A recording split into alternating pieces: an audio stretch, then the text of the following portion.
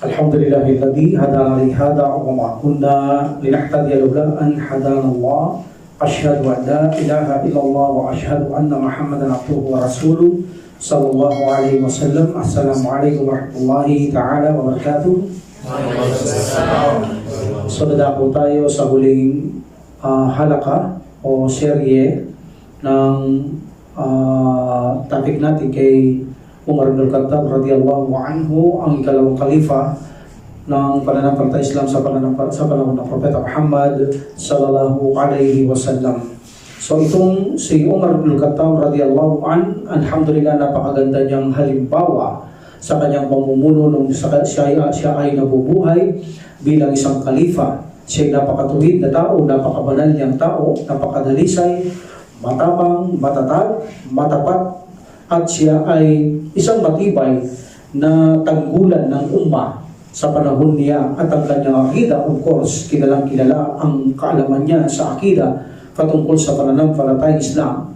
Inubos niya ang kanyang buhay sa panahon ni Umar bin Khattab radhiyallahu an sa kanyang pagkakalifa upang paglingkuran o serbisyuhan ang relihiyon ng Allah subhanahu wa ta'ala, at itinuro niya ang akida, ang halaga sa pananampalatayang Islam, ang akida sa panahon niya, at nagpatayo siya ng maraming paaralan upang ipalaganap ang akida o paniniwala sa tamang paniniwala sa pananampalatayang Islam sa panahon niya sa kanyang umma. Alhamdulillah. So siya ay isang pinakamataas na commander sa panahon niya, sa maging sa mga sundalo. Siya ang nagde-decide kung anong dapat nilang gawin. Siya ay paki at mujtahid, itong si Umar bin Khattab radhiyallahu an, na kung saan ito ang lahat ay tinutukoy sa kanya. Maging sa panahon natin ay taglay niya ang paki at pagiging mujtahid ni Umar bin Khattab radhiyallahu an. Siya yung taong kapag siya ay umahatol ay mahabagin siya, napakamaawin siya, at makatarungan at pantay siya. Walang mayaman, walang mahirap. Ipinapairal niya lamang kung ano ang batas ng Allah subhanahu wa ta'ala. Walang mayaman, walang mahirap sa kanya, meaning walang mahina, walang malakas. Ang lahat ay pantay-pantay sa panahon ng pagbibigay niya ng mga hatol patungkol sa pananampalatayang Islam. Magaling din ito si Umar bin Khattab radhiyallahu sa politiko. Napakagaling niya rin sa politiko. Mayroon siyang katalinuhan o karunungan. Alhamdulillah. At siya ay maasal sa kanyang pagpapasya, na kung saan siya ay tagapangasiwa bilang isang namumuno, ay napakahusay niya, napakatarungan niya.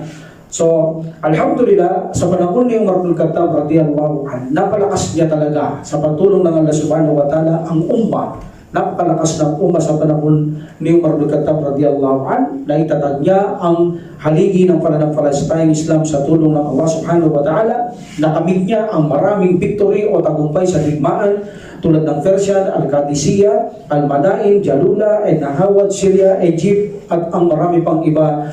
Mula sa panahon ni Umar bin Khattab radhiyallahu anhu ay lumaganap ang pananampalatayang Islam. Ang Islam ay pumasok sa iba't ibang kalupaan sa labas pa ng Arabian Peninsula. Alhamdulillah. Sa panahon ni Umar bin Khattab radhiyallahu anhu, siya ay may tuturing na isang saradong pinto. Meaning, si Umar bin Khattab ay tinuring nilang itong saradong pinto, na kung saan walang maaaring makalapit sa mga kamusliman upang saktan sila, upang afihin sila. Nagagampanan niya na ito ay pagtanggol, nagagampanan niya ng tao ay hindi magulo, walang manloloko, walang mandadaya. Sa panahon niya, sarado ang pinto sa lahat ng kalokohan. Walang maaaring makagawa ng kalokohan. Paparusaan niya ng walang awa ang dapat parusaan, at kahabagan at bigyan, at tulungan at dapat tulungan bigyan. Ganon si Umar bin Khattab radhiyallahu anhu. Kaya tinuring siyang isang pintuan sa kanyang panahon. That's why kung si Umar bin Khattab radhiyallahu anhu ang pintuan, kapag ito ay namatay, of course, ang pintuan hindi magbubukas, kundi ito ay masisira. Tulad ni Hudayfa ibn Yaman radhiyallahu an, sabi niya, kasama namin si Umar bin Khattab radhiyallahu an. At sinabi ni Umar bin Khattab radhiyallahu an, sabi niya, naalala ko ang sinabi ng Prophet sallallahu alaihi wasallam, yung bang fitna, sabi niya, yung fitna, sabi niya. So maraming ibig sabihin ng fitna, but here sabihin natin yung matinding pagdurusa. Fitna is also pagsubok, o labis na pagtitiis, mahigpit na pagsubok. That is also fitna. Okay? So, naalala ko, sabi niya, sinong nakakaalam nito? Sabi niya, ipalam niyo nga sa akin, sabihin niyo muli kung sinong nakakaalam sa sinabi ng Propeta Muhammad sallallahu alaihi wasallam. So dito, sinabi sa kanya ng kanyang mga kasamahan, narinig ko sabi niya, like for example, si Hudayfa ibn al-Yaman radiyallahu anhu, narinig ko sabi niya, ang Propeta Muhammad sallallahu alaihi wasallam, ang fitna sabi niya, ay darating ito mula sa isang lalaki patungkol sa kanyang pamilya o kaya sa isang kanyang kayamanan, sa kanyang sarili, sa kanyang anak, sa kanyang kapit-bahay. Ang tangi lamang may pambabayad dito, sabi niya, ay pag-aayuno, pagdarasal, pagbibigay ng sadaka, pag-utos ng mabuti, pagbawal ng masama. So sabi ni Umar bin Khattab radhiyallahu anhu, hindi yan ang tinutukoy ko, sabi niya. Hindi yan ang tinutukoy ko. Yung tinutukoy ko, sabi niya, parang halo ng dagat na napakalaking halo ng dadaan, sabi niya. Meaning, ito ay malaking sakuna, malaking binibigyan niyang tanda na kung saan ito ay magbibigay ng malaking fitna o matinding pagdurusa o pahigpit na pagsubok sa mga kamusliman. So dito sabi niya, ni Hudayfa ibn al-Yaman radhiyallahu anhu, ano naman ang kinalalaman nito, Amir Mu'minin, sa panahon mo o sa iyong sarili at tungkol naman sa bagay na fitnang ito? Sabi niya, sabi ni Hudayfa, alam mo ba, Amir Mu'minin, ang pagitan mo at ang isang pintuan, ang pagitan mo at ay ang isang pintuan. Sabi niya, ikaw, meaning si Umar, ang pagitan niya, pintuan, may pintuan na nakasarado. Parang ito si Umar bin Khattab radhiyallahu anhu. So sabi ni Umar bin Khattab radhiyallahu anhu, ito bang pintuan na ito ay magbubukas o masisira? So sabi ni Abu Wa'il, the one na nag-related dito mula kay Hudayfa radhiyallahu anhu, sabi niya, ang pintuan dito na sinasabi ay si Umar ibn al-Khattab radhiyallahu anhu. Sinabi kasi ito ni Hudayfa na sinabi niya, si Umar ibn al-Khattab radhiyallahu anhu ang siyang pintuan na tinutukoy dito. Okay? So dito, sabi nila, si Abu Wa'il ay nagsabi, okay, para mapatunayan natin na si Umar ibn al-Khattab radhiyallahu anhu tinutukoy na pintuan, tanungin natin si Hudayfa sapagkat siya ang panahon na kasama niya at nakausap niya si Umar ibn al-Khattab radhiyallahu anhu. So dito, tinanong nila si Hudayfa radhiyallahu anhu, sabi niya, yes, mayroon pintuan na tinukoy kami at sa pagitan ng pintuan na yun ay si Umar ibn Khattab radhiyallahu anhu at ang pintuan. At sinabi ni Masruq kay Hudayfa, tinanong niya ni Masruq si Hudayfa kung ito ba ay si Umar ibn Khattab radhiyallahu anhu. Sabi niya, naam, ito si Umar ibn Khattab radhiyallahu anhu, ang pintuan na tinutukoy namin. Nakasarado ito, meaning iiral ang pagkapakatarungan, kapayapaan sa panahon ni Umar ibn Khattab radhiyallahu anhu. So in this situation, ito ay isang pintuan na matatag. Matatag ang pintuan ito, meaning si Umar ibn Khattab radhiyallahu anhu, ngunit ito ay masisira. Ibig sabihin, masisira ito sa pagkamatay ni Umar ibn Khattab radhiyallahu anhu. So in this situation, nang sabihin ni Hudayfa na ang pintuan ay masisira kay Amir Mu'minin, at sabi niya, kung ito ay masisira, hindi na ito magagawa kailanpaman hanggang sa araw ng pagbubuko. So, meaning, kapag ang namatay si Umar ibn Khattab radhiyallahu anhu, mangingibabaw na ang kaguluhan. Yan ang tinutukoy niya, parang agos o ano ng dagat na napakalaki. Magkakaroon na ng fitna, gulo sa mga Muslim, matinding pagsubok sa mga Muslim. Tama naman, because pagkatapos niya, ang kalibang pangatlo, pinatay mismo ng mga kasamaan nilang mga Muslim. Nagsimula na ang politics, nagsimula na ang kaguluhan. Pinatay nila si Uthman radhiyallahu anhu sa kanyang bahay. Subhanallah, pagdating kay Ali, nagkaroon ulit ito ng kaguluhan because of the reason kay Uthman ibn Affan radhiyallahu anhu, nagkatlong kalibang, namamatay siya, nagkaroon Muslim, Muawiyah versus Ali radhiyallahu anhu, mayroong gera, dimaan, patayan sa bawat kamusliman. At ito ay hindi na maiaayos ito, sabi niya. Sapagkat mismo ang Prophet sallallahu alaihi wasallam ay nagsabi nung buhay siya, pagkatapos ko, meaning pagkamatay ko, ang fitna ay lalaganap na sa mga kamusliman. At ito ay mananatili magpakailan pa man hanggang sa pumanaw o madurog o matunaw o magmati ang araw ng pag-uukom. Madurog, matunaw ang mundo ito, meaning o masira ang mundo ito, at o bago dumating ang araw ng pag-uukom, ang fitna ay mananatili na sa mga kamusliman. Kaya yung mga nagsasabing unite, unite, unite, kahit anong klaseng unite pang gawin natin, sapagkat ito ay sinabi na ng Prophet sallallahu alaihi wasallam, kahit anong mangyari, hindi nyo na kayang i-unite ng buong buo ang mga Muslim. Mayroong nagsasama, mayroong hindi, at magkakawatak-watak at magkakagulo na ang mga Muslim. Nowadays, nakikita natin yan dahil yan ay sinabi na ng Prophet sallallahu alaihi wasallam. At sa panahon ni Umar bin Khattab radhiyallahu anhu, siya ang pinakapintuhan. Meaning, pagkamatay ni Umar dahil siya ang pinaka-boundary ng pintuan, dito na magsisimulang mawawasak ang pintuan, dito na magsisimulang mawawasak ang mga kamusliman sa pagsunod ng pagpapairal ng katulad na ginawa ni Umar bin Khattab radhiyallahu anhu. Walang magulo, mapayapa, kaya makipagdigmaan, lahat ginawa ni Umar bin Khattab. Ang mga nangangailangan, check niya ang mga tao kung nasaan sila sa gabi, anong kailangan lang, sino may sakit, lahat ginagampanan niya. Nanatiling mapayapa, ang pintuan ay nanatiling nakasara. Pagkatapos ni Umar bin Khattab radhiyallahu anhu, basag ang pintuan, nagsimula na ang mga fitna sa mga kamusliman. At sinabi ni Umar bin Khattab radhiyallahu anhu, dahil nasabi ng Prophet sallallahu alaihi wasallam, hindi na ito maiaayos pa hanggang sa dumating ang araw ng paghuhukom. At sakali, gaya na sabi ng isang brother natin, napakaganda ng advice niya sa akin, sabi niya, maaaring pansamantalang matigil ito. Yes, totoo naman sa panahon ni Isa alayhis salam, pansamantalang matigil sapagkat lahat ng tao ay magmumuslim. Masagana ang buhay sa panahon ngayon, walang problema ang mga tao, mga Muslim, walang masyadong magulo sa panahon na iyon. Lahat ng Muslim ay, lahat ng tao ay magmumuslim. So walang hindi magmumuslim sa panahon ni Isa alayhis salam sapagkat darating siya, patutunayan niya na ang Islam ang tunay na religion. That's why sabi ng Prophet sallallahu alaihi wasallam, ang hukom ay hindi darating hanggat ang mga tao ay hindi mag-Muslim. At ang hukom ay hindi darating hanggat mayroon wala ng Muslim. Meaning, lahat ng tao mag-Muslim ay finally wala ng Muslim. Yung pag-Muslim, pagdating ni Isa alayhis salam, lahat mag-Muslim ang tao. At yung wala ng Muslim, kapag nagpadala ng hangin ng Allah subhanahu wa ta'ala, papatayin niya na lahat ang Muslim. Yung hangin na yon ang siyang cause para bawat madaanan ng hangin, mamamatay ang Muslim. In this situation, wala nang sasamba sa Allah subhanahu wa ta'ala. Maghahari na si Shaitan, siya lang magpapasamba, magpapakita na sa mga tao, iira lang kanyang batas na kasamaan. Of course, dahil wala nang sumasamba kay Allah subhanahu wa ta'ala, so magsisimula na ang araw ng wasakin ni Allah subhanahu wa ta'ala ang mundong ito. Alhamdulillah. In this situation, ang pagkamatay ni Umar bin Khattab radhiyallahu anhu, idinuwan niya ito. Idinuwan niya sa Allah subhanahu wa ta'ala. It was narrated from Sa'id ibn al-Musayyib nang si Umar bin Khattab radhiyallahu anhu ay umalis mula sa Mina. Gumawa siya ito ng Hajj o ito ay Umrah, no? Allahu a'lam, meaning ang Allah subhanahu wa ta'ala ang maalam. Siya ay tumigil sa Al-Atba na kung saan gumawa siya ng parang nakatumpok na buhangin para pagluhod niya ay malambot yun, hindi masaktan ang kanyang tuhod. So lumuhod siya, nilagay niya ang kanyang balabal, isinapin niya at lumuhod siya at nagduwa siya sa Allah subhanahu wa ta'ala. Meaning itinaas niya ang kamay niya sa kalangitan dahil alam nila ang mga sahaba na sa itaas ang Allah subhanahu wa ta'ala. At sabi niya, Ya Allah, sabi niya, matanda na po ako, Ya Allah, sabi niya, at mahina na ako, Ya Allah, sabi niya.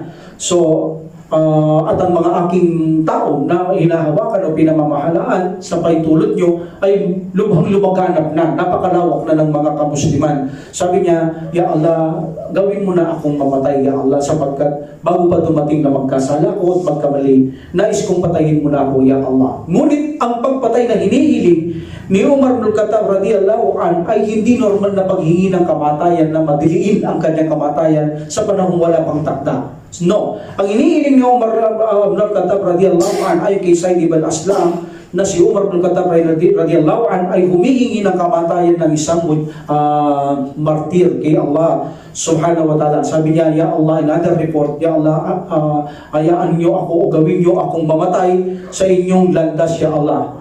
At ganun din, maayaan niyo akong mamatay sa kalupaan kung saan namatay ang Prophet sallallahu alaihi wasallam, meaning in Madina. So in another report, sabi niya, O Allah, sabi niya, hayaan mo akong mamatay para sa iyong landas at hayaan mo akong mamatay sa lupa kung saan namatay ang Prophet sallallahu alaihi wasallam in Madina. Okay, so in this situation, makikita ninyo ang kahibahan ng paghingi ng kamatayan. May duwa na kung saan hinihiling natin, Ya Allah, kung ang kamatayan ay makakabuti sa amin o sa akin, Ya Allah, hayaan mo na po ako, kunin niyo na ako, o kung ito'y makakabuti. Sometimes may humihingi talaga ng kamatayan na madaliin ng Allah subhanahu wa ta'ala ang kanyang kamatayan bago pa man dumating yung termino. Like Ali radhiyallahu anhu, hirap na siya sa panahon niyang nag-aaway mga Muslim. wala nang pagkakasundo, nauubos na ang mga Muslim. Sabi niya, ya Allah, mas mainam po, ya Allah na. Sabi niya, hinihiling kong patayin niyo na ako, kunin niyo na ako. Then after that, dininig na Allah subhanahu wa ta'ala kanyang panalangin, pumunta siya sa mga masjid, bago siya makarating ay pinatay siya, tinaga siya. Meaning, tinaga siya sa ulo, then mga ilang araw ay namatay na si Ali radhiyallahu anhu. So, ang paghingi ng kamatayan ay may pagkakaiba. Ang paghingi ng kamatay ng pagkamartir, hindi siya nagmamadali. Ibig sabihin, kung kailan ang tamang panahon na siya ay maging martir, doon siya papatay ng Allah subhanahu wa ta'ala sa pamamagitan ng Allah subhanahu wa ta'ala. Ipapatay o mamatay, but in Allah wills. Hindi katulad ng humihiling ka ng, ya Allah, patayin niyo na po ko, kunin niyo ng buhay ko. Wala pa sa panahon, hinihiling mo na sa Allah subhanahu wa ta'ala na dapat ka nang mamatay. Gusto mo nang mamatay. Yan ang kaibahan ng hindi humihingi ng martir. Humihingi lang siya ng kamatayan. But ang paghingi ng martir, pagka-martir sa landas ng Allah subhanahu wa ta'ala, humihiling ka ng kamatayan, hindi ka nang mamadali. Kung kailan yung tamang panahon na ikaw ay maging martir, doon ka gawin ng Allah subhanahu wa ta'ala na agawin ang iyong buhay. At rekomenda ito ang humiling tayo sa Allah subhanahu wa ta'ala na mamatay tayong martir. Kaya sabi ng Prophet sallallahu alaihi wasallam, ang isang Muslim na humahangad na mamatay siyang martir sa landas ng Allah subhanahu wa ta'ala, even na namatay lang siya na nakaratay sa kanyang higaan, ikinokonsidera itong martir dahil ang layunin niya, gusto niyang mamatay sa pagkamartir o shahid na ibinibilang para sa Allah subhanahu wa ta'ala. So, dua ito ng ni Umar bin Khattab radhiyallahu anhu na gusto niya lang magpaalam dahil matanda na siya bago pa sumapit na hindi niya makayanan sakupin ang kanyang malawak ng mga hinahawak ang Muslim, at bago siya magkasala gusto niya ng pagkalooban siya ng Allah subhanahu wa ta'ala ng kamatay bilang shahid o martir. Isa sa panaginip ni Auf ibn Malik al-Ashjai, sabi niya, sa panahon ng pagkakalipa ni Abu Bakar, nakakita ako, sabi niya, panahon to na Abu Bakar radhiyallahu anhu, nakakita ako na nakabitin ng lubig mula sa langit, sabi niya. At ang mga tao rito, sabi niya, pilit na inaabot ang lubig. Ngunit dito si Umar bin Khattab radhiyallahu anhu, nakita ko sa panaginip, mayroon siyang almost nagtaas sa mga tao ng almost 3 kubiko o 3 siko kaysa sa mga tao. Meaning mataas dito si Umar bin Khattab radhiyallahu anhu. This is panaginip. So dito, interpretation nila, dahil si Umar bin Khattab radhiyallahu anhu, sa panaginip nila, mataas siya, abot niya yung lubid, siya ang ginawa ng Allah subhanahu wa ta'ala na kinatawan na mamuno sa kalupaan. That is interpretation because si Umar ang nandoon radhiyallahu anhu. At dito, ang ibig sabihin, nakahawak siya sa lubid, hindi siya natatakot sa sino mang nananakot, sa sino mang naninisi. Hindi mo kayang sintakin sa panahon si Umar bin Khattab radhiyallahu anhu, maliban kay Allah subhanahu wa ta'ala, sa kanya lang siya natatakot. Walang kinakatakutan ng taong ito kahit sino, itong si Umar bin Khattab radhiyallahu anhu. At sa panaginip na ito ay mamamatay siyang martir. Iyon ang kanilang interpretation. At nangyari naman, ang Allah subhanahu wa ta'ala ang nagpahintulot nito. And then sabi niya, in the morning, nagpunta ako kay Abu Bakar. Sabi niya, Abu Bakar radhiyallahu anhu, kalipa ito noon, nang nangyari, panaginip kay Abu Bakar pa radhiyallahu anhu. Sabi niya, nanaginip ako, nakita ko yung ganito. Yung si Umar bin Khattab, napakataas siya sa tao, nakahawak siya sa lubid, samantalang mga tao, hindi nila maabot-abot ang lubid. At in-interpretation nilang ganito, sabi niya, tawagin mo si tatay ni Abu Hafsa, anak nito ni Umar bin Khattab, tapos ikwenta mo sa kanya. So in this situation, pinatawag si Umar bin Khattab radhiyallahu anhu at siya ay kinuwento sa kanya ito. Ngunit hindi siya gimigibo at sabi niya, huwag mong ipagsabihan kahit kanino. Sabi niya, huwag mo munang pagsabi, sabi niya. Yung bang panaginip na yan, nakita mo talaga ako? Sabi niya, oo, sabi niya. In another situation, si Umar bin Khattab radhiyallahu anhu sa Al-Jabiyah, na kung saan nagbigay siya ng sermon, nagbigay siya ng khutbah. After khutbah, tinawag niya ito. Sabi niya, pumunta ka rito, sabi niya. Di ba sabi mo noon sa panaginip, mo, sabi niya, na kung saan nakita mo ko nakahawak sa lupit, mataas ako sa mga tao, at sinabi mo na mamumuno ako sa kalupaan, sabi niya, nangyari yun. At sinabi mo rin sa interpretasyon na yun, sabi niya, na hindi ako matatakot at masisisi ng minuman. Sabi niya, totoo rin sinabi mo. Wala akong kinakatakutan, sabi niya, maliban ng Allah subhanahu wa ta'ala. Sabi niya, Ngunit ang tinatanong ko, sabi niya, paano ako mamamatay na martir doon sa interpretasyon ninyo? Paano ako mamamatay na martir samantalang ako pinuno dito? Nasa Madina ako. Nasa kaluluan ako ng Prophet sallallahu alaihi wasallam. Yes, duwan niya ito. Duwan niya sa Allah subhanahu gusto niya mamatay din sa Madina. Pero martir. So sabi niya, may duwa siyang gano'n. Alam niya yun. Pero paano? Napaka-imposible dahil siyang pinuno doon eh. Paano siya papatayin doon sa mismong lugar na siyang namumuno? Iginagalang, kinatatakutan, respeto. So sabi niya, paano kaya mangyayari yun? So, in this situation, alam naman natin ang Allah subhanahu wa ta'ala, walang imposible at nangyari ito kay Umar bin Khattab radiyallahu anhu. Sa araw na ito, dadakwa na natin ang kanyang kamatayan at kung paano pinatay si Umar bin Khattab radiyallahu anhu. Sa panaginip naman ni Abu Musa al-Ash'ari concerning kay sa pagkamatay ni Umar bin Khattab radiyallahu anhu, sabi niya, nakita ko, sabi niya, ang aking sarili na kung saan napakaraming mga kabayo. Napakaraming mga kabayo. Okay? And then, isa-isa sabi niya, nawawala ang mga kabayo. Until finally, isa na lamang kabayo ang natira, sabi niya, at kinuha ko ito, at sinakyan ko ito, sabi niya. And then finally, nakita ko ang sugo ng Allah. So meaning, dahil nakita nila ang mga prophet sallallahu alaihi wasallam, sabi niya, nakita ko ang sugo ng Allah. At nakita ko ang sugo ng Allah subhanahu wa ta'ala sa panaginip ito, panaginip niya. At sa tabi niya si Abu Bakar. Okay? In this situation, patay na sila. Patay na si Prophet sallallahu alaihi wasallam, patay na si Abu Bakar radiyallahu anhu. Meaning, sa panahon nito ni Umar bin Khattab radiyallahu anhu, buhay siya. So nakita ko silang dalawa, sabi niya. At nakita ko, sabi niya, si Prophet sallallahu alaihi wasallam, tinatawagan niya si Umar. Ginigestyon niya niya. Tinatawagan niya. So meaning, ang interpretation, sabi niya, so ang balitang ito ay mamamatay na si Umar bin Khattab radiyallahu anhu at makakasama nila si Prophet sallallahu alaihi wasallam, makakasama si Prophet sallallahu alaihi wasallam, si Abu Bakar, magkakasama-sama sila. Even sa libingan, magkakasama-sama yung mga yan. Yung pagtawag na interpretasyon nila, meaning, mamamatay na si Umar bin Khattab radiyallahu anhu. Ang last khutbah, last Jumaa ni Umar bin Khattab radiyallahu anhu sa Madina, sinabi ni Abdurrahman ibn Auf, sabi niya, nang si Umar ay nagkukhutbah on the Friday of Dhul Hijjah 23 after Hijrah, Friday 21, Dhul Hijjah ito, buwan ng Dhul Hijjah, 23 after Hijrah. Mismo si Umar bin Khattab, sabi niya, sa kanyang sarili, nakapanaginip din siya. So hindi lang sila nanaginip, even na si Umar bin Khattab radiyallahu anhu, nanaginip din siya. At sabi niya, sa panaginip ko, ini-interpreted ko ang aking panaginip, sabi niya, sa kanyang last khutbah, na nagbibigay ito ng senyalis na ng aking kamatayan. Nagbibigay ng senyalis ang aking kamatayan. Ano na panaginipan niya? Ang pinanapanaginipan niya, mayroong isang manok na tinukha siya ng 2 beses. Isang tandang, tinukha siya ng 2 beses. So ang interpretasyon dito, sabi niya, ako ay mamamatay na. Magpapaalam na. So in this situation, dahil alam na ng mga tao na si Umar bin Khattab radhiyallahu anhu ay mamamatay na because of the interpretation, alam naman natin, panaginip, may totoo, katatlong klase panaginip, isang klase pagnanasa, isang totoo at isang syaitan. At mayroon itong pag-aaral sa pananampalataya Islam kung kailan malalaman ang totoo, hindi totoo, o pagnanasa lamang. So pero wala tayo sa topic na ito, inshallah. So meaning, ito ay magagaling mag-interpret sa mga panaginip ang mga ito. Okay? So interpret ni Umar bin Khattab radhiyallahu anhu, mamamatay na. So dahil dito, sabi nila, kung iyon ang iyong interpretasyon, Amir Mu'minin, ba kailangan kong pang pumili na ng kapalit mo? Because ang asyura, ito ay obligado sa isang umma na dapat mayroong italagang mamumuno at hindi maaring walang namumuno because si Shaitan ang mamumuno sa mga taong walang pinuno. Kaya that's why kahit dalawa lang kayo o tatlo jamaah, sabi nila kailangan mayroong kayong amir o mayroong kayong imam o namumuno. Sabi niya, mag-decide ka, Amir Mu'minin, na pumili ka na ng kapalit mo.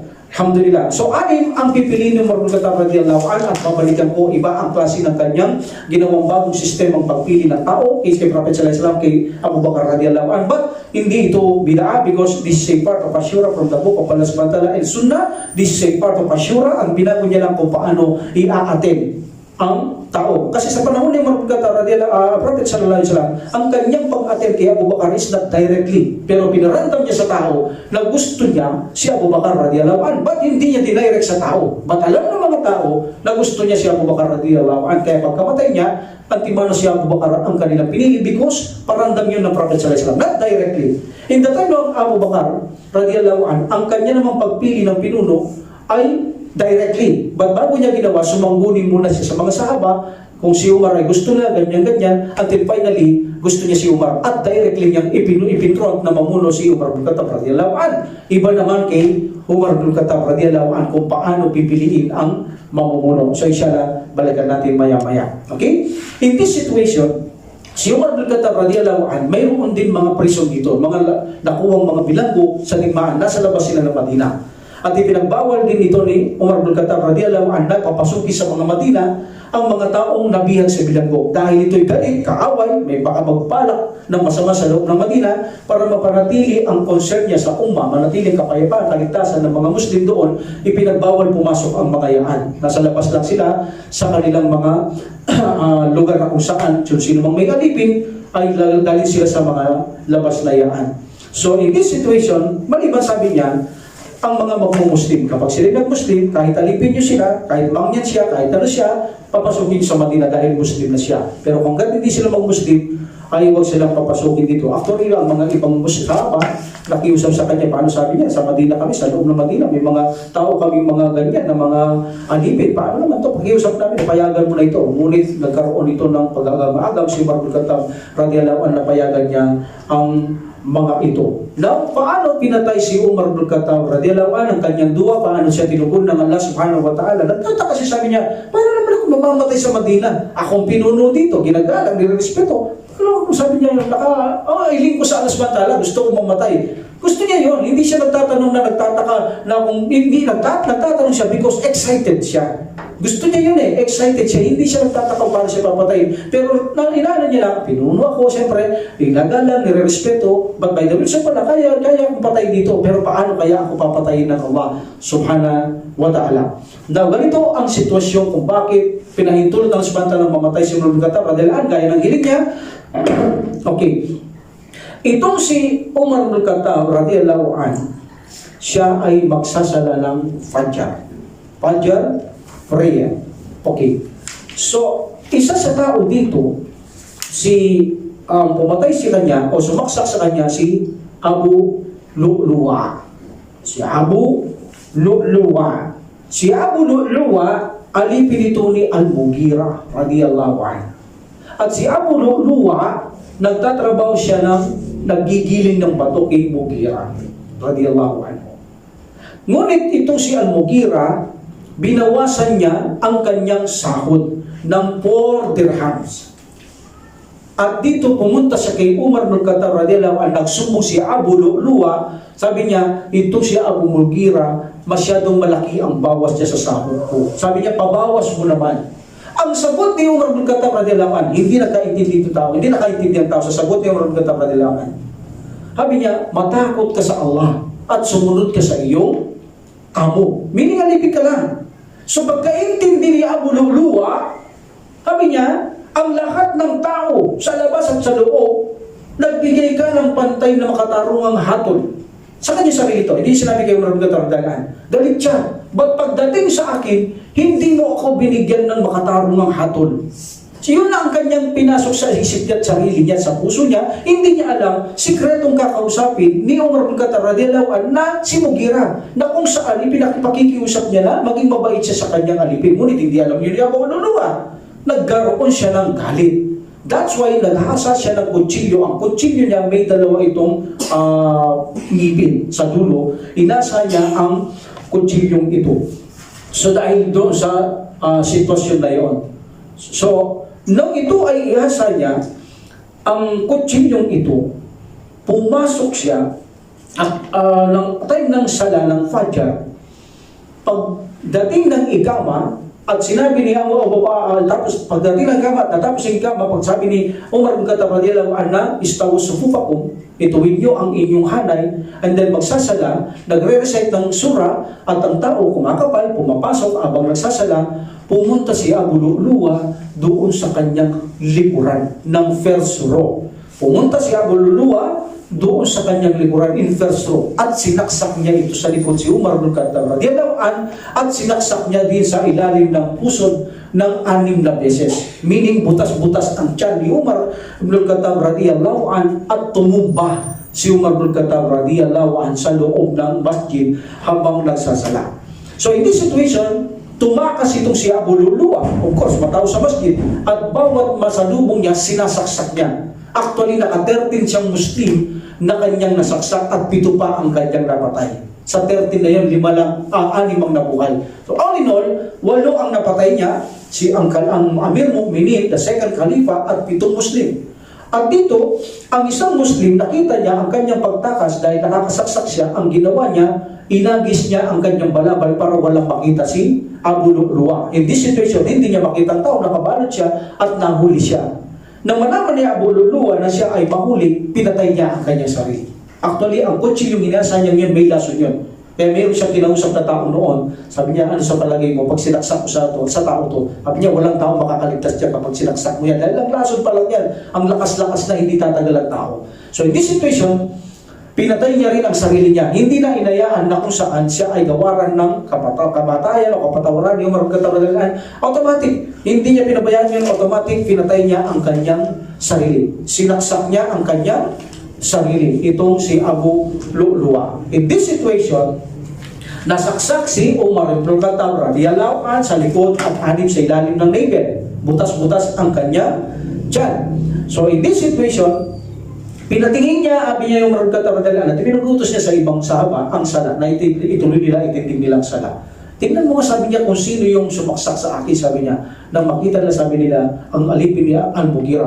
Sabi niya, nakiusap naman ako kay Mughira, maging mabait siya sa kanya eh.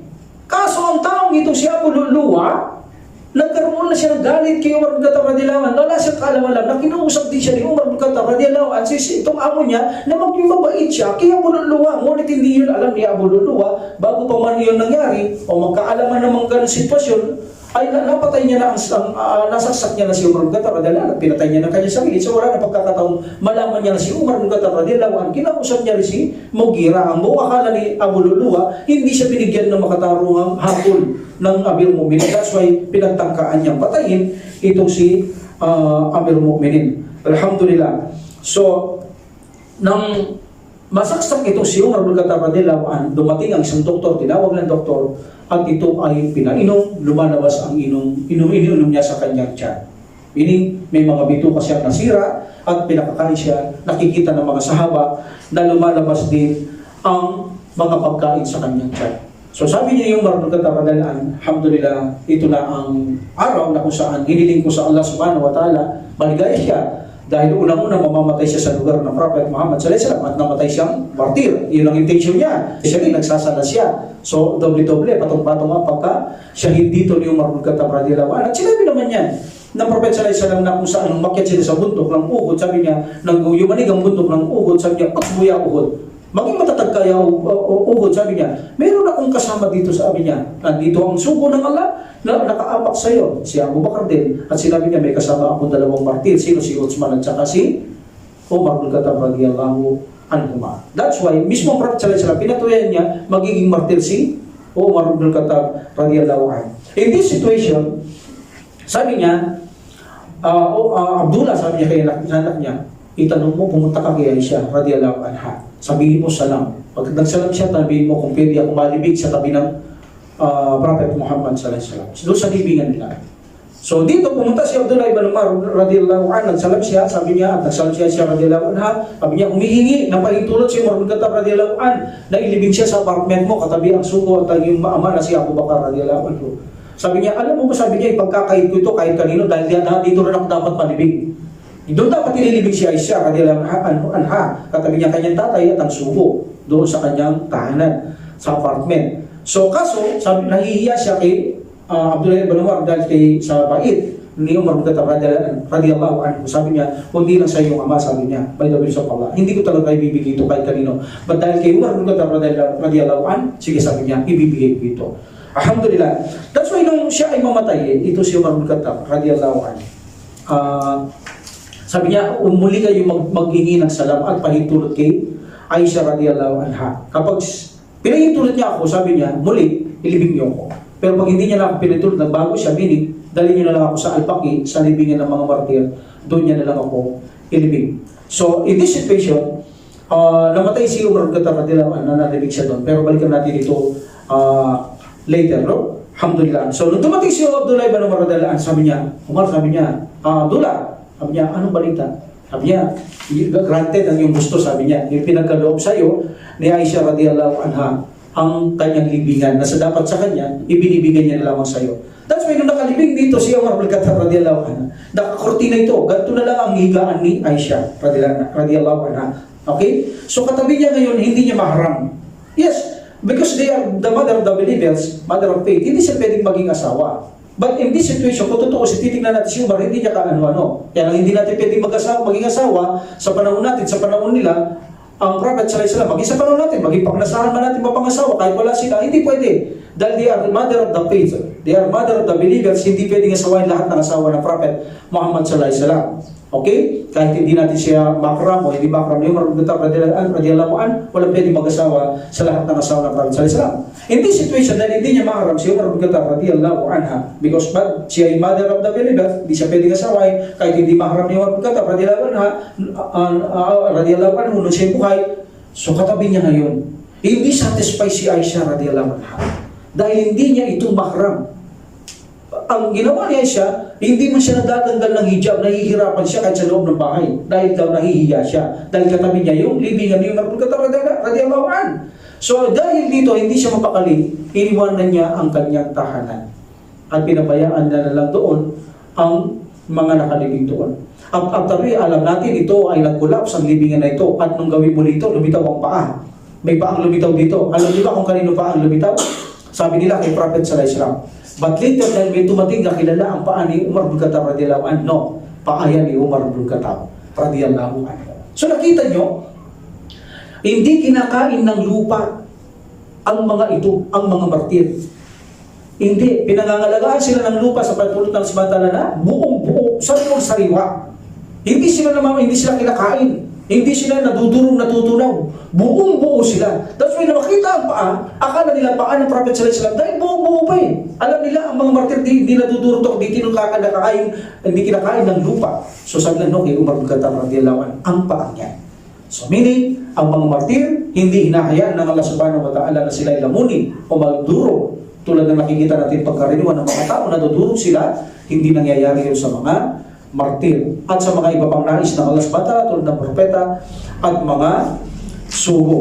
Alhamdulillah. So in this situation, pinahintulot ito ni Aisha radiyallahu anha na siya ay malibig ang itong si Umar bin Khattab radiyallahu anhu doon sa libingan ni Prophet sallallahu alaihi wasallam at Abu Bakar radiyallahu anhu.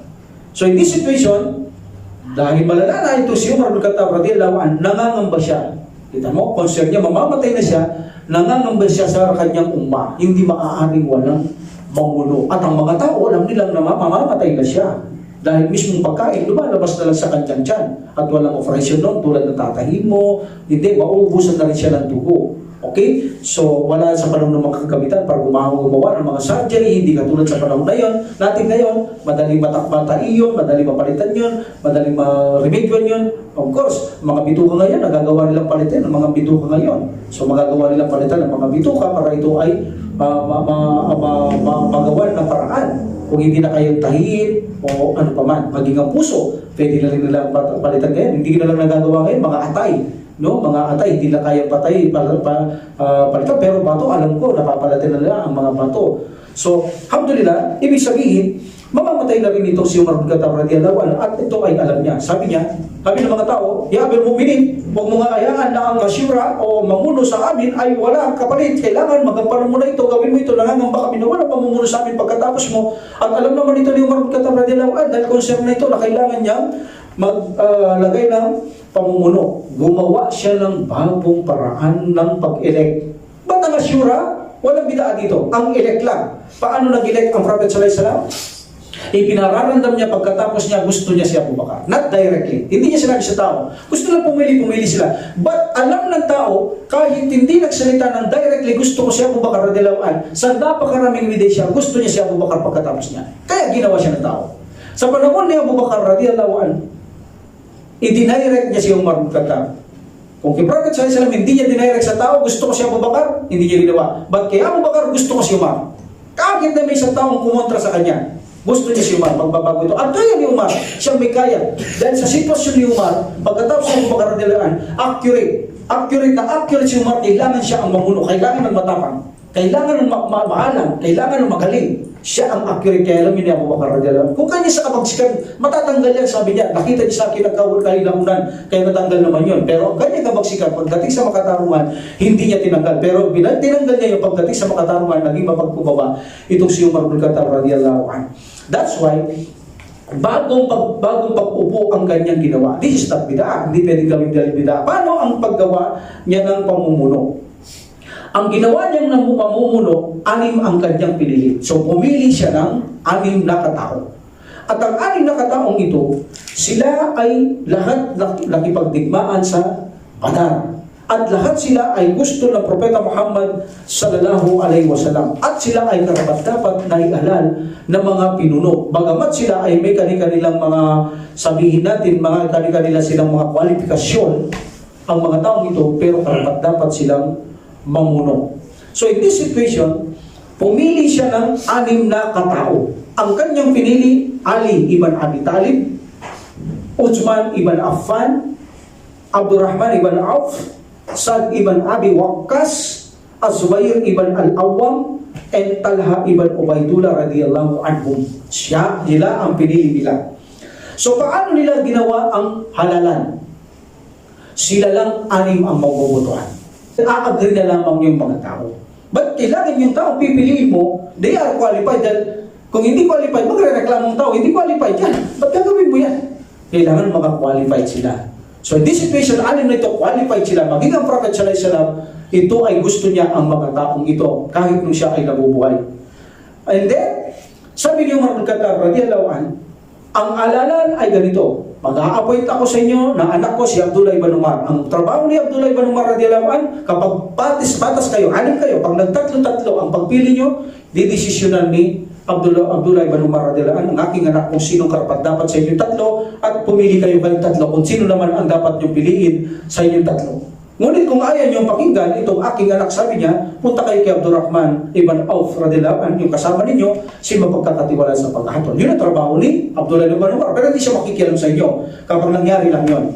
And then, maglalagay ako sa inyo na magbabantay ng butuan para minsan din yung mga ginagawa ngayong mga butuan ng kufar galing sa mga pattern ni Umar bin Khattab radhiyallahu anhu yan. Yung may mga watcher sila, galing yan kay Umar bin Khattab radhiyallahu anhu para walang mandaya, di ba? Ito din naman mandadaya to bilang suporta. Halimbawa, yung mga tao na papasok para manggulo, sila ang susuporta. Kaya naglagay pa siya dito ng 50 katao sa labas para bantayan kung sinong gustong manggulo tao. Sabi ni Umar bin Khattab radhiyallahu anhu, kapag sila nagsisimula na at may taong dumating na nanggugulo, patayin niyo, sabi niya. Meaning walang pwedeng manggulo, patayin sila. In 3 days lang ang ibibigay ko sa inyo, sabi niya. Dahil sinabi niya ito sa isang sahaba, o kasamaan nila, sabi niya, kapag ako'y namatay na, sabi na, lalagay sa libingan, huwag niyong hayaan lumampas ang 3 araw na wala kayong mamumuno. So, ang gawin ninyo, pumunta kayo sa isang tahanan ninyo, kayong 6, kung saan niyo gusto mag-usap. Magpapadala kayo ng 50 katao. Pinagbili ko na ito, magpapadala ko ng 50 katao, magbantay sa labas ninyo, magpapadala ko sa loob, na magbabantay din ninyo, at magpapadala ko si Abdullah ibn Umar radhiyallahu anhu, na kung saan sasampunin niyo kapag ng 50-50 ang labanan. In this situation, sila lang 6 ang magbubutuan. Alam naman natin, ayaw mamuno lahat dito. Pero hindi maaaring walang mamuno sa kanila. So in this situation, 6 sila ang mamuno. And then lumitaw ang hadith na kung saan na mga fabricated na mga hadith, sinabi daw ni Umar bin Khattab radhiyallahu anhu, kapag ang 5 sa inyo umagri na mamuno ang isa at ang isa ay sumasalungat, patayin ninyo. Sa 6 na ito. O kaya naman sabi niya, 4 ang sumang-ayon at ang 2 ay kumukontra, patayin ninyo yung 2. Meaning kapag marami na ang nakaboto, yung konti, hindi na dapat sila magreklamo.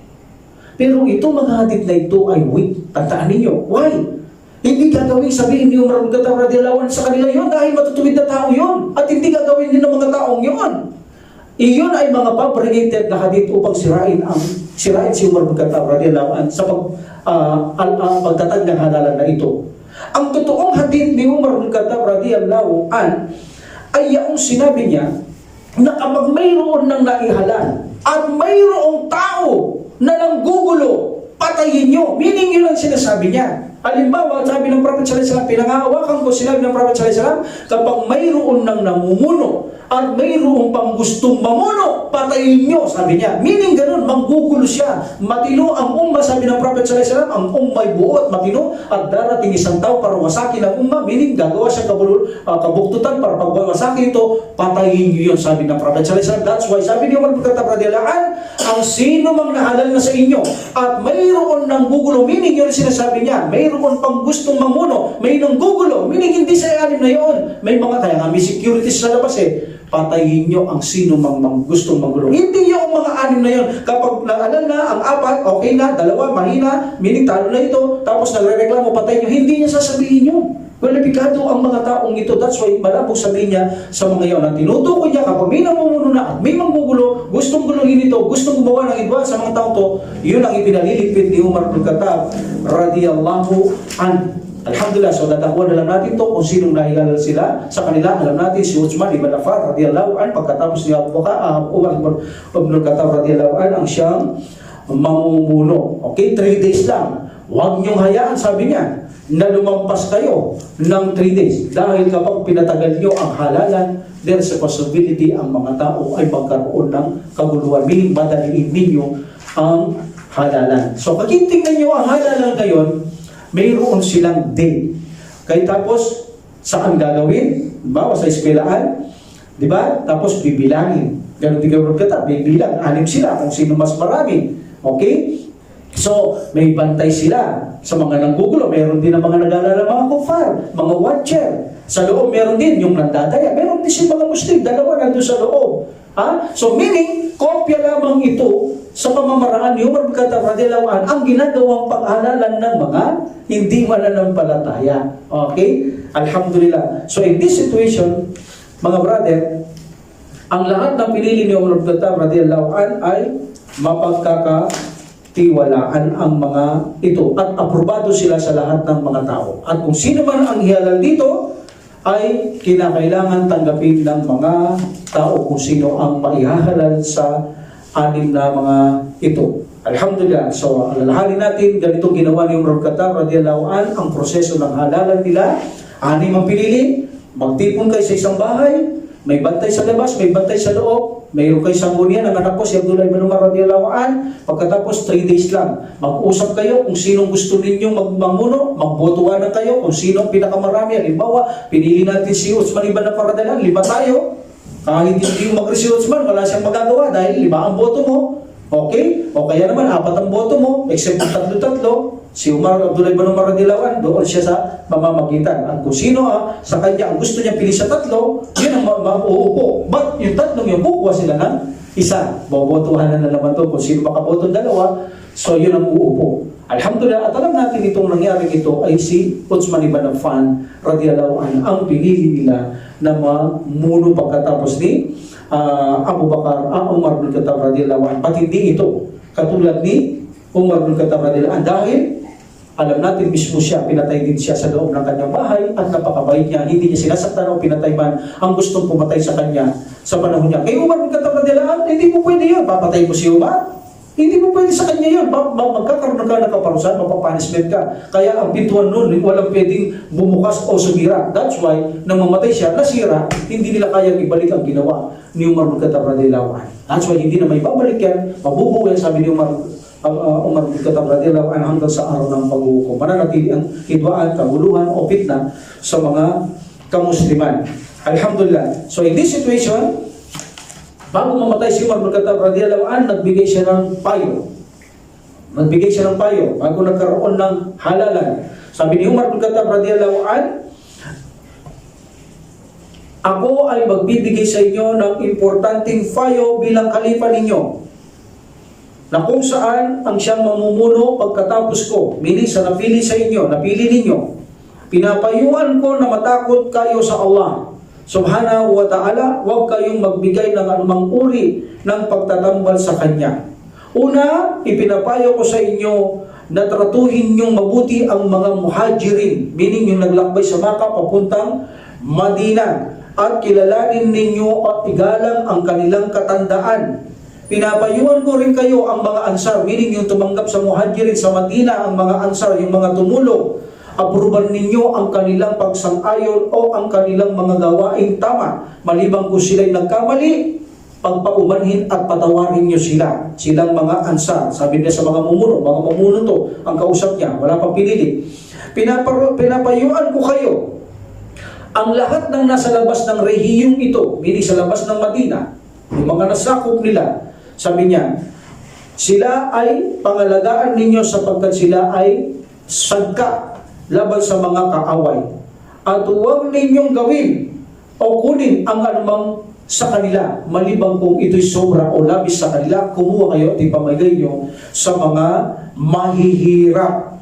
At pinapayuan ko kayo, binig sa inyo, sino man mamuno, na kung saan tratuhin ninyong mabuti at mabait ang mga nakatirang tao sa disyerto, sapagkat sila ay tunay o orihinal na mga Arabo na pinoprotektahan ang pananampalatayang Islam by the will of Allah subhanahu wa ta'ala. Huwag kayong kukuha ng anuman sa kanila, maliban din sa mga labis at ipamigay nyo sa mga mahihirap. Pinapayuan ko kayo sa mga halod-dimma, meaning yung mga nagtatax, halimbawa, magbibigay ng tax o mayroong fees treaty sa mga Muslim. Kapag ito'y nagbibigay ng tax, kailangan nilang depensahan ito maging sa anumang kaaway, maging sa patayan, ay kailangan nila itong tulungan. Okay? At huwag nyo silang bigyan ng pasanin na hindi nila ito makakayanan. At kailangan sila ay sumunod sa batas ng pananampalatayang Islam.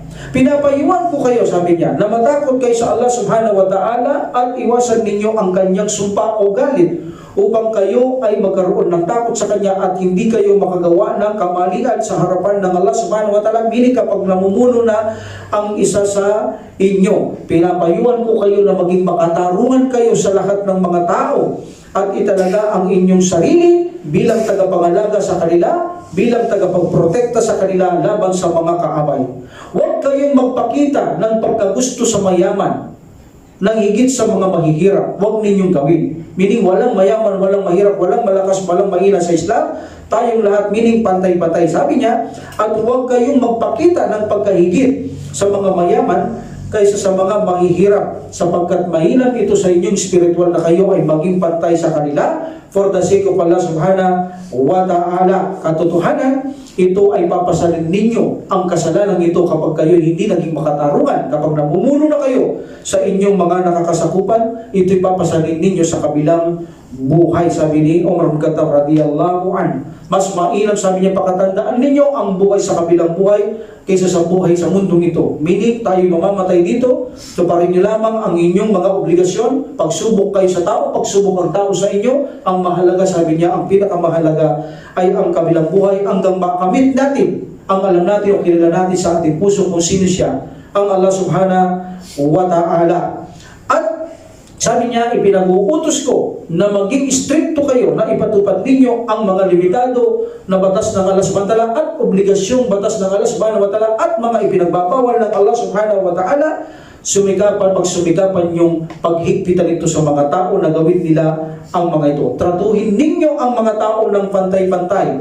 Huwag kayong mabahala sa mga naninisi, sa mga nanunumbat. Matakot kayo sa favoritism, meaning mayroon kayong mas ginugusto ng mga tao at matakot kayo patungkol sa mga buti o pay na kung saan ang mga pay na ito ay inyong kunin sa inyong sarili at ipamigay sa inyong mga kamag-anak o gusto nyo, ito, gaya dito kay Uthman ibn Affan, isa yan sa binabato kay Uthman ibn Affan radiyallahu anhu, kung saan hinako niya mga pay, pinagbibigyan niya mga kamag-anak niya, ibinutas sa kanya yan, pero walang katotohanan yun. Yun ay kanilang mga sinabi para may dahilan silang patayin o patalsikin si Uthman ibn Affan radiyallahu anhu. Ba't ayaw niya umalis sa pwesto dahil siyang pinili at siyang gusto ng tao, so ang gusto na lamang mangyari, patayin siya, para sa ganun, pumalit na si Ali ibn Abi Talib radiyallahu anhu. So meaning, isa ito sa pinili ni Umar bin Khattab radiyallahu anhu na huwag nilang kukunin ang anumang samsam para lamang ito'y kunin sa kanilang sarili o ipamigay sa kanilang mga kamag-anak na gusto ng malapit na mga tao sa kanila.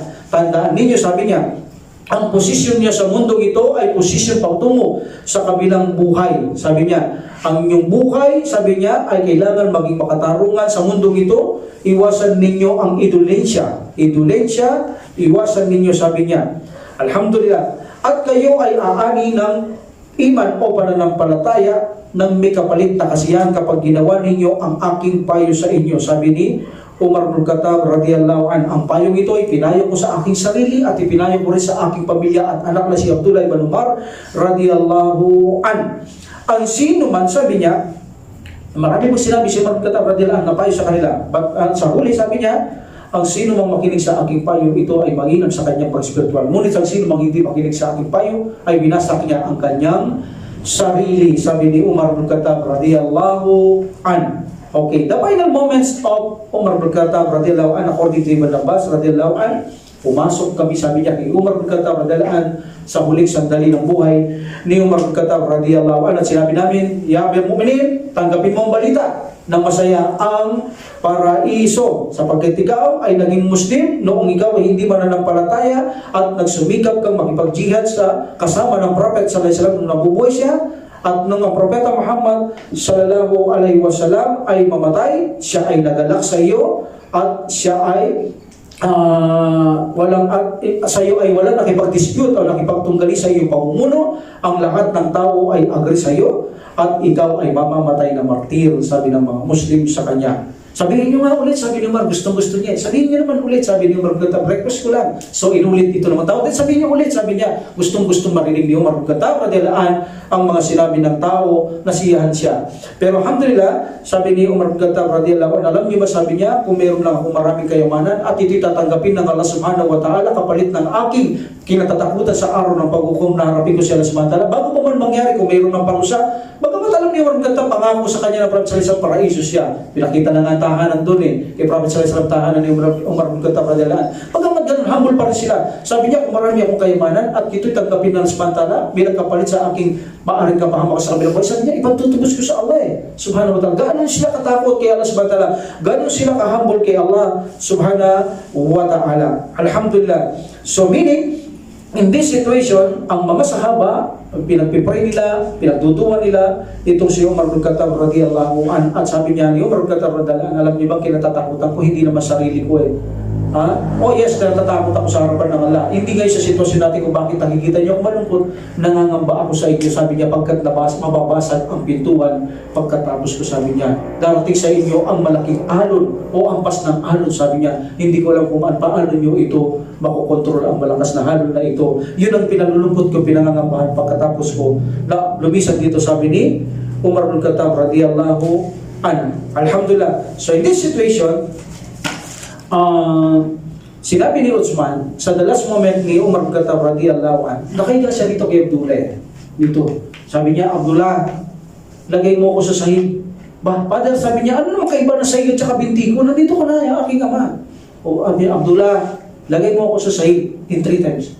So linagay ni Abdullah ibn Umar radhiyallahu an sa sahig. So meaning, naging humility siya, ililagay niya ang kanyang mukha sa lupa. Ang ibig sabihin, naging humility siya sa harapan ng Allah subhanahu wa ta'ala. Then sabi niya, kapigatian sa akin, ya Allah. Kapigatian sa akin at sa aking ina, kung hindi niyo ako mapapatawad. Napaka-humble niya Alam niya paraiso siya dahil sinabi ng Prophet sallallahu alaihi wasallam. At alam niya, pinatawad siya ng samantala. Dahil yan ay nagampanan niya ang matapat niyang tungkulin. At ganoon din sinabi ng Prophet sallallahu alaihi wasallam na magiging martir siya. Pero sinabi niya, ya Allah, kapigatian sa aking ina kung hindi mo ako patatawarin, ya Allah. Meaning, patawarin mo ako sa lahat ng pagkakamali ko at pagkakasala ko. And then dito, sabi ni Uthman radhiyallahu an, nakita namin namatay. Pumanaw si Umar bin Khattab radhiyallahu an in the situation na siya ay nakalagay sa lupa. Being ambulity, nagpakumbaba siya ng gusto. Hindi niya ngayang mamatay siya sa binti ng kanyang anak. Namatay siya na nagpapakumbaba sa harapan ng Allah subhanahu wa ta'ala dahil malamang ito ay ang tugon sa kanya ng Allah subhanahu wa ta'ala na dinuduwa niya na siya mamatay ng martir sa lugar ng Prophet sallallahu alaihi wasallam, kaya siya naging humility, nagpakumbaba sa Allah subhanahu wa ta'ala. Allahu Akbar. So namatay siya, ang kanyang edad, namatay siya Wednesday 26 or 27 ng Dhul-Hijjah, 23 after Hijrah. Okay? At namatay din siya 63 years old. Ang Prophet sallallahu alaihi wasallam namatay 63. Abu Bakar radhiyallahu an 63. Umar bin Khattab radhiyallahu an 63. Meaning ang tatlong nakalibing na ito sa partner ni Aisha radhiyallahu anhu ay pare-parehong 63 ang kanilang pagkamatay. Allahu Akbar. Sino ang naggusul sa kanya? si Abdullah ibn Umar radhiyallahu an ang nagusol sa kanya. Meron nagsasabi kung sino ang tinakdaya sa kanyang sala, nakapalit niya sa sala sa masjid, yun din ang nagsagawa ng janasa sa kanyang sala. Salatul janasa. Okay? Sa kay Umar bin Khattab. Ang tanong, siya ay martir. Mayroon bang usul at salatul janasa ang mga martir? So that's safety lang. Kung ang martir, nakipagdigmaan, o pardesiko pala, anumang klaseng pagkamartir, nasunog, nabagsakan, nalunod, nanganak, on the spot namatay, they are considered martir, especially kung jihad. Kung ito'y namatay on the spot, hindi na kumain uminom, walang janasa, walang usul. Okay? Walang janasa, walang usul. Like for example, ang mga mujahidin natin. But kung ito ay nakakain na nila, at nakainom katulad ni Umar bin Khattab radhiyallahu an, kumain pa siya, lumalabas, uminom, lumalabas. In this situation, sabi nila, kailangan siyang gawan ng gusul at janasa. That's why nagkaroon ng gusul at janasa si Umar bin Khattab radhiyallahu an. But the other side, kahit na siya kumain, uminom, kung siya mamamatay ng martir, datapat ay wala na itong gusul o kaya janasa. Bakit wala ng janasa ang namatay ng mga martir? Because ang namatay ng martir, kung bakit lang tayo nagsasagawa ng janasa sa isang patay para ipagduwa sa Allah, correct? Para patawad siya ng Allah subhanahu wa ta'ala at dinidinig ng Allah subhanahu wa ta'ala ang datsal kasi o panawagan o parabita kapag marami kayo, mas gusto ng Allah subhanahu wa ta'ala. That's why nag-iipon ng tao, nagsasalatul janasa sa patay para hingi siya ng tawad, para pagkukulang, pagpapahumanhin sa Allah subhanahu wa ta'ala sa taong ito. Pero bakit mo pagagawin sa isang mujahidin na namatay na syahid? Dahil kapag namatay ang mujahidin o nakipagbaka sa landas sa subhanahu wa ta'ala, wala na siyang kasalanan, lifted agad. Patatawarin na siya ng Allah subhanahu wa ta'ala. Ano ba janasa mo? Wala na siyang kasalanan eh. Ano bang hihilingin mo? Walang janasa. At bakit hindi siya kailangang gusulan? Dahil gusto ng Allah subhanahu wa ta'ala, the day of resurrection, umuhayin sila tumutuloy dugo sa kanilang mga katawan. Kaya walang gusul na mangyayari sa kanila. Yun ang utos ng Propeta Muhammad sallallahu alaihi wasallam. Alhamdulillah. So, siya rin ay nilibing sa lugar ni Prophet Muhammad sallallahu alaihi wasallam, kung saan siya nakalibing ang Prophet sallallahu alaihi wasallam at si Abu Bakar radhiyallahu an. So doon din nakalibing ang ito si Umar bin Khattab radhiyallahu anhu. Alhamdulillah. So that is the life of Umar bin Khattab radhiyallahu an. Tingnan natin ang magsalita ni Ali ibn Talib, Abu Talib. Sabi ni Ibn Abbas radhiyallahu an, nung mamatay si Umar bin Khattab radhiyallahu an, nandito ako, sabi ni Ibn Abbas. Then may humawak sa akin sa shoulder ko. Then nakita ko, sabi niya si Ali. Anong sinabi ni Ali? Ipinaghingi niyang blessing about kay Allah subhanahu wa ta'ala si Umar bin Khattab radhiyallahu an. Dinuwan niya siya at sinabi niya, wala akong nais na mga gawa na makamit ko ang Allah subhanahu wa ta'ala. Wala akong nais na mga gawa na makamit ko ang Allah subhanahu wa ta'ala na tulad ng mga gawa ng iba maliban sa gawa mo. Meaning, gustong-gusto ko yung mga ginawa mo. Gusto ko makamit ko ang Allah subhanahu wa ta'ala, meaning, katumbas ng mga gawa mo ang aking gagawin. Yun ang kanya sinabi. Ganun katuwid si Umar bin Khattab radhiyallahu anhu. Wala akong gusto, okay, na kung saan makamit ko ang Allah subhanahu wa ta'ala na mga gawa ng mga tao maliban sa gawa mo. Kapag nakamit ko ang Allah, meaning yung ginawa mo, Umar, gusto kong gawin din, sabi ni Ali bin Talib, bago ko makaharap ang Allah subhanahu wa ta'ala. So kasi sabi niya, kapag sinasabi kasi ng Prophet sallallahu alaihi wasallam, pumunta kay Abu Bakar at kay Umar, lumabas ko kay Abu Bakar at kay Umar, pumasok ko kay Abu Bakar at Umar. Palaging sinasabi na sugo, gustong-gusto kayo ng sugo, sabi niya. That's why gusto kong matularan ko ang inyong kamatayan. Meaning kalugod-lugod sa akin ang mga ginagawa nyo. Bago ako mamatay, gusto ko mga ginagawa nyo ay gawin ko para pagdating ko sa Allah subhanahu wa ta'ala ay meaning ay pare-pareho ang ating mga ginawa. Meaning gusto niya magsama-sama sila ng ni Prophet Muhammad sallallahu alaihi wasallam at Abu Bakar radhiyallahu anhu at si Umar bin Khattab radhiyallahu anhu. Alam niyo sa isang history, mayroong position din si Ka'b al-Ahbar. Tandaan niyo, Ka'b al-Ahbar. Itong si Ka'b al-Ahbar, ipinalilitaw sa ibang istorya. Naging sa movie na, panood ko ito eh. Nagkasabuatan sila ni Abu Luwa, yung sumaksak. So sinasabi dito, kasama ito si Ka'b al-Ahbar. Kasi ito si Ka'b al-Ahbar, ito yung Hudyo, this is Jew. Maalam ito sa mga aklat nila sa Torah. Okay? So sabi niya, ito ay kasabat because pinaiwan niya ito si Umar bin Khattab radhiyallahu anhu. Ano sabi niya? Sabi niya, kay Umar bin Khattab radhiyallahu anhu, pinuntay sa bahay, sabi niya, nabasa ko sa Torah, sabi niya, na ikaw ay mamamatay na sa loob ng 3 araw. Meaning, alam niya. Dahil ang plano ng papatay sa kanya, sa loob ng 3 araw. Sabi niya, nabasa mo sa Torah yun? Sabi niya, hindi, yung description mo. So, yung description mo lang, hindi pangalan mo. Nabasa mo yung pangalan ng Umar bin Khattab doon sa Torah? Hindi, yung description mo lang. Sa 3 araw, mamamatay ka na. And then, binalikan niya ito, one day, before Fajr, sabi niya, mamamatay ka. Sabi niya, before Fajr, mamamatay ako? Oo, sabi niya. In this day, before Fajr. At nangyari naman yun. In Fajr time siya na.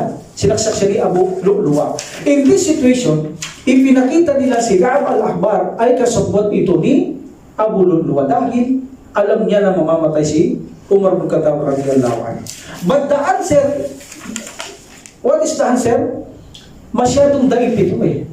Imbento ito, napanood ko nga sa kasaysayan noon kay Umar bin Khattab na ginawa nila, ito yun eh. Nagsambwatan sila, nag-usap sila, sabi niya, huwag mo siyang patayin. Hindi, kailangan natin siyang patayin. Sabi niya, hindi sila naging makatarungan. Sabi niya, ikaw bahala. Ganon, nagkaroon na sambwatan. So, meaning hindi ito totoo. Why? Napakaraming maaari nating isagot. Paano ito magiging totoo sapagkat ito ay salungat. Unang-una, alam natin, malimang kay Ka'ab al-Ahbar, maraming may alam sa mga Hudyo na nag-embrace sa Umar bin Khattab radhiyallahu anhu sa panahon niya. Nag-embrace ito sa panahon ni Umar bin Khattab radhiyallahu anhu. Na marami din nakakalam sa Torah. Alam natin why si Umar. At pagsasalita ni Ka'ab al-Ahbar na siya ay pamamatay sa 3 araw, mabibisto siya kung siya ay may kasabwat kay Abu Lu'lu'a. Bakit? Dahil tatanungin niya ang mga ibang Hudyo na maalam din sa Torah. Nandun ba sa Torah ang description ko? Sabihin wala. Lilitaw ngayon na mapapaginalaan siya, may kasabwat siya sa pagmangyayari ito. Kapag napatunayan namatay siya, lilitaw na kasabwat nga siya. So unang-una, hindi totoo yun. Hindi tinanong niya Umar bin Khattab na walang kasaysayan, tinanong niya mga Hudyo kung nakasulat sa Torah ang kanyang description. Wala. Because hindi totoo ito. Pangalawa, ang nagsasabwatan, hindi mo pwede sabihin sa isang mong papatay niyo, sasabihin niyo, mamamatay ka rin sa 3 araw. Anong klaseng gano'n yung pagpatay yun? Ang pagsasabwatan, nakalihim. Hindi mo sasabihin kung anong gagawin ninyo. That's why, imposible sabihin ni Ka'ab al-Ahbar, kay Umar bin Khattab radhiyallahu anhu, mamamatay ka rin sa 3 araw. Pagkatapos sa Fajr, mamamatay ka. O ililitaw dito na ito ay hindi sabwatan. Bakit? Meron bang nagsasabwatan na sasabihin mo ang plano mo? So, meaning, hindi ito na mahina klaseng sabwatan yan. Anong klaseng sabwatan yan? Pag binibigay mo yung mga detalyado doon sa taong gagawaran nyo ng kamatayan. Of course, pag sabwatan, walang nakakalam. Itatago natin ito. That's why masyadong mahina ang pag-aangkin o pagsabi nila na si Ka'ab al-Ahbar ay kasabwat ni Abu Lu'lu'a because kumukontra ito sa in nature lang. Makikita natin, kapag nagsabwatan tayo, sasabihin ba natin ang ating plano? Wala! Walang makakalam yan. Anong klaseng planong sasabihin natin doon sa gagawaran natin ng pagplano natin? Hindi totoo yun. Walang taong gagawang ganun kapag sabwatan, nakalibang inyong gagawin. That's why hindi totoo. Pangalawa, si Umar bin Khattab radhiyallahu anhu, maalam ito. Alam natin. Wise ito. Kung ito'y totoo, patatawag niya yung mga ibang maaalam sa Torah ng mga Hudyo, sasabihin niya, totoo bang sinasabi ito? Mabibisto ito. Si Ka'ab al-Ahbar dahil walang totoo. O, sasabihin niya ni Umar, bakit mo sinasabi sa akin wala pala sa Torah? Mapaparusahan ito. At kapag namatay si Umar bin Khattab radhiyallahu anhu, on the spot, mapapatunayan din kasabwat ito dahil may nalalaman siya. That's why, hindi totoo ang mga ukusan na yan kay Ka'ab al-Ahbar at wala itong kinalalaman nila sa patay ni Abu Lu'lu'a kay Propeta kay Umar bin Khattab radhiyallahu anhu. Ang higit na maalam. Alam niyo ba si Abdullah ibn Salam? Isa yan si Abdullah ibn Salam na magaling sa Torah. Isa rin Hudyo. Isa na tinanong na yan ni Umar bin Khattab radhiyallahu anhu. Pero hindi tinanong bakit? Wala naman itong alam ka ng kasaysayan ganito. Kaya hindi lumitaw yung tinanong niya yung mga Hudyong ito sa patungkol sa Torah kung mayroon siyang description. Wala. Alhamdulillah. Now, dakuhan natin ang ibang sinabi ng mga sahaba. Sayyid ibn Said, sabi niya, ito'y sinalisay mula kay Sayyid ibn Said na kung saan siya ay umiiyak nang si Umar bin Khattab ay namatay. At siya tinanong, bakit siya umiiyak? Sabi niya, sapagkat ang Islam sa pagkamatay ni Umar ay nasira na ang pinturan. Meaning magsisimula na ang malaking hampas sa mga kamusliman at hindi na mare-repair. Maaayos ba ito hanggang sa araw ng paghukom? Kung bakit ako umiyak? Nabasag na. Nawasak, nasira na ang pagpintuan. Abdullah ibn Mas'ud radhiyallahu anhu, sabi niya, kung ang kaalaman ni Umar bin Khattab, na maalam to ilalagay ninyo sa isang timbangan. Lagay niyo ang kaalaman. Lalagay. Ilalagay si Umar bin Khattab. Lagay niyo sa isang timbangan. At lahat ng kaalaman ng nasa mundo, lahat ng mga tao sa mundo, ilagay niyo sa isang timbangan. Hindi bibigat ang kaalaman ng tao sa kaalaman ni Umar bin Khattab radhiyallahu anhu. Allahu Akbar. Allahu Akbar. Hindi lang kaya ni Umar bin Khattab radhiyallahu anhu at suko siya. Sino? Kaya Abu Bakar lang siya. Suko. Kasi kaya Abu Bakar, kung sa kanya knowledge, ilagay niyo sa isang timbangan at ipunin niyo lahat ang ang knowledge ng tao, ilagay sa isang timbangan.